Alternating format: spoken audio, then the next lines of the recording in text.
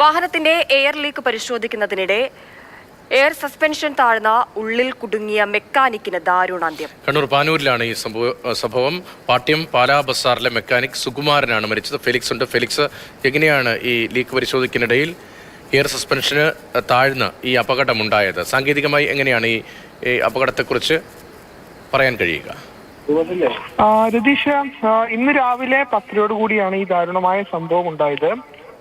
Mechanic ഈ പാട്യം ബസാർ ഹൗസിൽ CB Sukumaran ഈ ടൂറിസ്റ്റ് ബസിന്റെ എയർ ലീക്ക് പരിശോധിക്കുകയായിരുന്നു. പരിശോധിക്കുന്നതിനിടയിലാണ് ഈ എയർ സസ്പെൻഷൻ താഴ്ന്ന സുകുമാരന്റെ തല ഈ ബസിന് അടിയിൽ കുടുങ്ങിയത്.